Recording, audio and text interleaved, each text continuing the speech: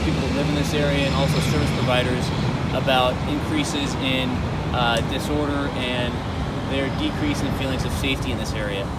Additionally, anecdotally, we've heard from officers that this area is experiencing an increase in things like disturbances with weapons and other sorts of concerning calls.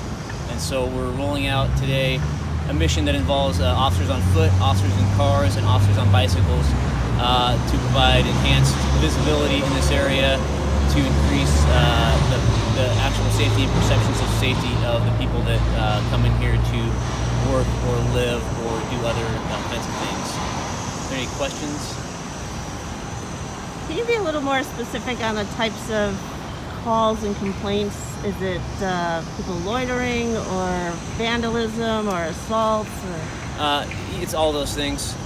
Today, this morning, we had a call, I'm not sure exactly where it was, somewhere over by NATO and Everett in that area, of a person defacing a building.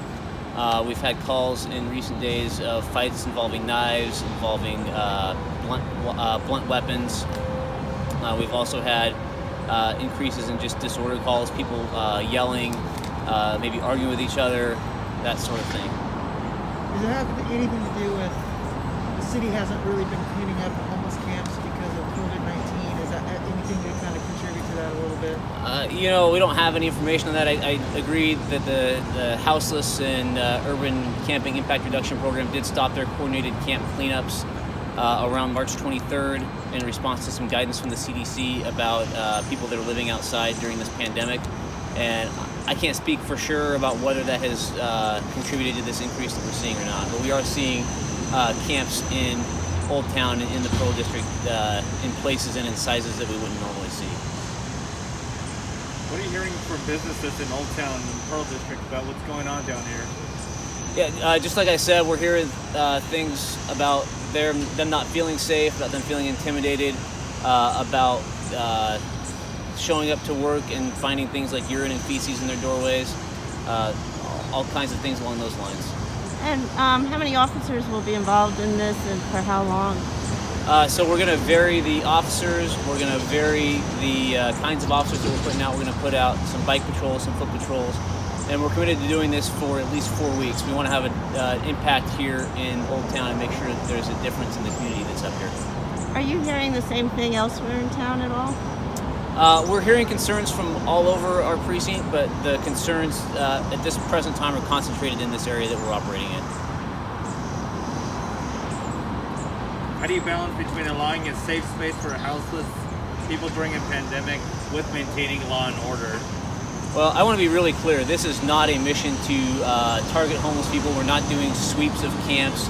We're not criminalizing homelessness. That's not what the Portland Police Bureau is about. We're about serving the community. And so in addition to being out here and being visible, one of the expectations of the officers is that if they encounter people that are outside and they want resources, we're referring them to appropriate resources that are available right now. The system is strained because of this pandemic, and in recognition of that, we're not asking people to move their camps except for in the most dire of circumstances. For example, there's biohazards around that could potentially affect other people's safety. Is the Bureau still not taking to jail people who face misdemeanor charges?